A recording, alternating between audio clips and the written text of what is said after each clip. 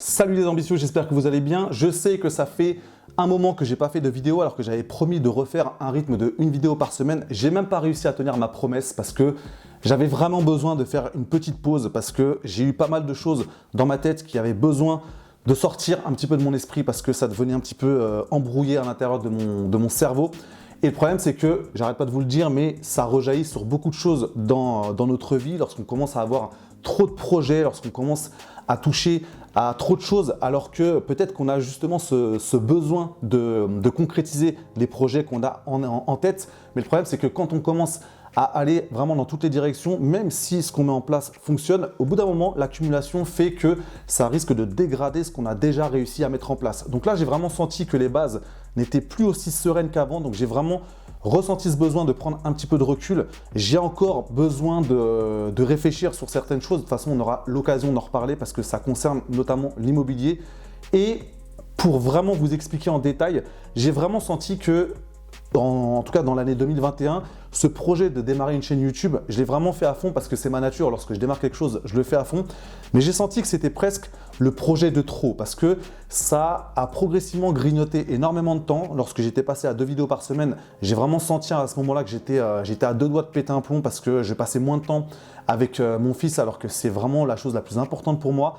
Je prenais des décisions qui étaient moins efficaces. J'avais l'esprit qui était plus embrouillé. Donc, c'est vraiment à ce moment-là que j'ai senti que j'avais besoin de prendre du recul. J'en ai déjà parlé. Et le problème, c'est que même en repassant à un rythme de une vidéo par semaine, je n'arrivais même pas à tenir ce rythme-là parce que j'avais d'autres choses à gérer. Il y a eu des choses qui se sont passées dans le domaine de l'immobilier. J'en ai déjà parlé en ce qui concerne les colocations. Je suis encore embêté entre guillemets parce que de toute façon c'est moi qui ai choisi ce mode d'exploitation, donc on peut pas critiquer les problèmes qu'on a soi-même créés parce que personne ne m'obligeait à partir sur ce mode d'exploitation, mais je suis encore sur une transition parce que clairement je suis en train de prendre des décisions parce que ça peut pas continuer comme ça. Donc bref, c'était pour vous expliquer pourquoi je n'ai même pas réussi à tenir un rythme de une vidéo par semaine. Je vais vraiment essayer, et là je dis bien essayer, même si j'aime pas ce mot-là, mais là je vais arrêter de faire des promesses pour rien. Je vais vraiment faire ce qu'il faut pour repasser le plus possible à ce rythme de une vidéo par semaine. Je sais que là j'ai sorti le matériel aujourd'hui, je vais faire 2 vidéos comme ça, j'en aurai 2 d'avance pour cette semaine et pour la semaine prochaine. Comme ça me laisse un petit peu de temps. Et voilà, bref, c'était l'introduction pour vraiment vous expliquer un petit peu mon état d'esprit, pour vraiment vous expliquer pourquoi j'ai passé plus de 4 semaines sans faire de vidéo et ce qui va vraiment nous permettre de comparer la dernière vidéo qui était donc le dernier suivi de PEA avec ce qu'on va voir aujourd'hui en basculant ensuite sur mon écran. Nous voici donc maintenant rentrés dans le vif du sujet avec ici la plateforme de Saxo Investor sur laquelle j'ai mon PEA. Et on voit ici la première donnée importante, c'est la valeur du compte qui est au moment où je vous parle, on est le 23 décembre 2021 à 15h34 précisément, de 60 293,78 €. Donc si on compare à la vidéo précédente, on était le 18 novembre, j'avais une valeur de compte qui était de 57 565 €. Donc on a plus de presque 2800 € de plus par rapport au mois dernier. Donc ça, c'est clairement quelque chose d'intéressant, sachant que je n'ai pas effectué de versement entre ces 2 vidéos. On va voir un petit peu ce qui s'est passé au niveau des opérations. Mais voilà, c'est quelque chose de symbolique, hein, parce qu'après, on sait que ça fluctue. C'est quelque chose qui peut évoluer à la hausse ou à la baisse. On peut très bien être aujourd'hui à 60 000 et demain repasser en dessous des 60 000, voire même en dessous de 59 000, peu importe.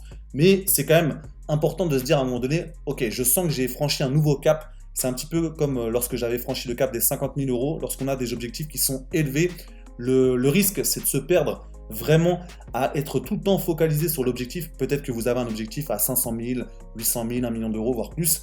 Et le problème, c'est que si à chaque fois vous êtes focalisé là-dessus, vous oubliez de vous récompenser, même juste intellectuellement, hein, de se dire dans sa tête, ok, là je suis vraiment fier de moi parce que j'ai accompli une nouvelle étape, j'ai franchi une nouvelle étape. C'est le risque en fait, c'est de perdre la motivation parce qu'on a l'impression que finalement on n'avance pas. Donc c'est vraiment nécessaire de découper votre objectif en petites étapes pour vraiment comprendre et prendre conscience que vous êtes en train de progresser vers l'atteinte de ce fameux objectif final. Donc ça, c'est un cap qui est symbolique pour moi, comme le cap des 50 000 €. Si on regarde au niveau maintenant des opérations, donc j'ai effectué toutes mes opérations le 21 décembre, donc c'était il y a 2 jours. J'ai vendu les 4 actions Air Liquide que j'avais, j'ai vendu les 7 actions BNP que j'avais et j'ai vendu 11 actions sur les 12 Vinci que je possédais. Donc là, j'en ai gardé une, c'est plus pour le côté un petit peu symbolique plus qu'autre chose.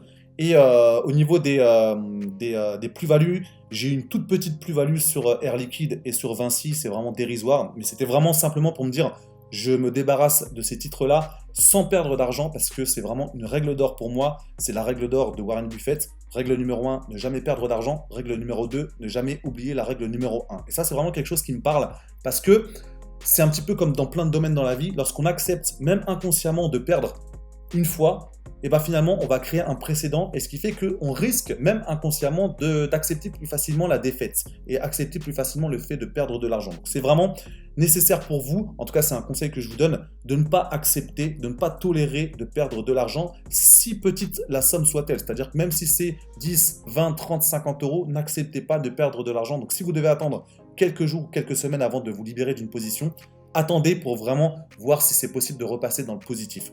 Donc ça, c'était vraiment au niveau des ventes. Après, sur l'action, sur la ligne BNP, là, j'ai fait une plus-value un peu plus importante par rapport au peu d'actions que j'avais. Donc ça, j'étais un peu plus satisfait.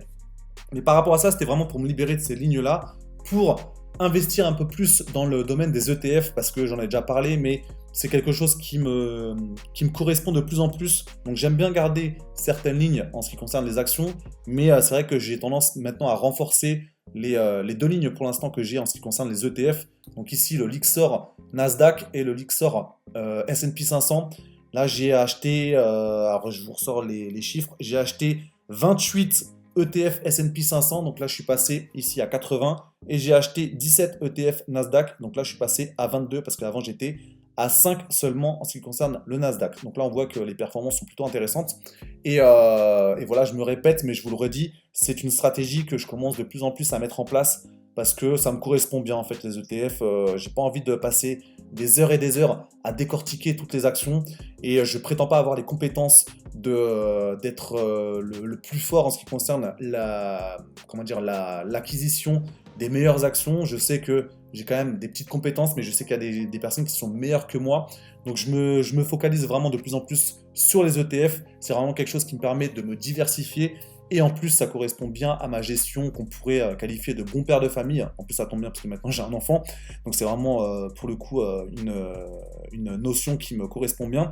Mais voilà, comme je vous le dis à chaque vidéo, chacun et chacune doit avoir sa stratégie personnelle. C'est vraiment nécessaire en fait pour vous de ne pas vous dire « Ok, je vais suivre ce que telle ou telle personne me dit ». Même moi, hein, ne suivez pas ce que je dis à la lettre. Appliquez les choses qui vous correspondent. C'est-à-dire que si vous devez piocher chez un tel, chez un tel, chez un tel, prendre des références chez Warren Buffett, chez d'autres personnes, et après faites votre mix pour vraiment trouver qu'est-ce qui vous correspond le plus, la stratégie qui va vraiment coller réellement à votre personnalité. Ça, c'est vraiment très très important pour vous. Donc ça, c'est les différentes opérations qui ont été effectuées sur ces dernières semaines. Donc dernière vidéo qui avait été effectuée le 18 novembre. Donc là, on voit que c'est, comme je vous le disais, quelque chose qui progresse dans le bon sens. Moi, je suis assez satisfait de la valeur du compte pour l'instant. Je sais que j'avais déjà expliqué que j'avais un objectif ambitieux en termes de versement. Donc là, si on regarde au niveau des versements, on est toujours à 37 410 €. Donc j'ai encore beaucoup de marge pour atteindre le plafond de versement qui est de 150 000 €.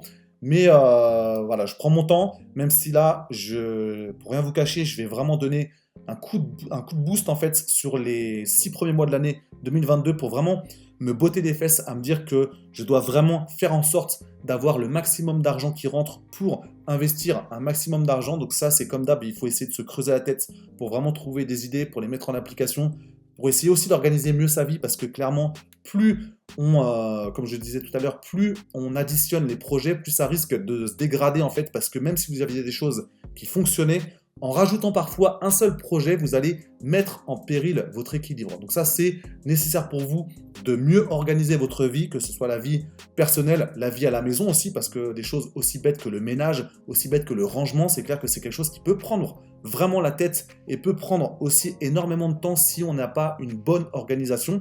Je vous le dis sans prétention et sans jugement, parce que je suis encore perfectible dans ce domaine-là, mais vraiment, essayez d'agir sur ces différents domaines pour vous libérer un maximum de temps, pour avoir l'esprit de plus en plus clair et prendre ainsi les meilleures décisions pour faire enfin progresser vos objectifs et vraiment atteindre justement votre objectif. Donc, il faut vraiment franchir les étapes pour un jour atteindre, que ce soit la liberté financière, que ce soit devenir millionnaire ou que ce soit simplement vous préparer une retraite un petit peu plus confortable en ce qui concerne vos finances.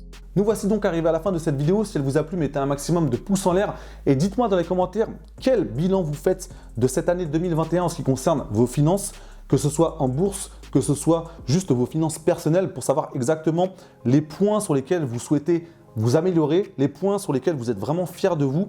Et si on se concentre un petit peu plus sur le PEA, si vous en avez un, comment vous avez géré cette année 2021 et aussi comment vous avez perçu les différentes fluctuations du marché, parce que clairement, il y a eu pas mal de choses qui se sont passées en 2021 avec énormément de choses reliées à la crise sanitaire, parce que ce soit les vaccins, que ce soit l'arrivée de nouveaux variants, il y a clairement eu des mouvements, parfois même de panique sur les marchés. Après, on voit que ça a tendance à rentrer dans l'ordre. Là, si on regarde dans ce qui concerne le 23 décembre 2021, on a un marché qui est un peu plus serein après les inquiétudes par rapport au dernier variant qui était arrivé. Donc, comment vous percevez tout ça? Est-ce que vous arrivez à garder la tête froide ou est-ce que vous avez encore cette tendance à être un petit peu pris au piège par vos émotions, parce que dès que ça commence à paniquer sur les marchés, vous ressentez aussi cette panique et vous ne savez pas comment vous comporter? Ou est-ce qu'à l'inverse, vous sentez vraiment que vous avez franchi un cap parce que maintenant vous êtes vraiment sur une vision à moyen long terme qui vous empêche de justement vous laisser piéger par vos émotions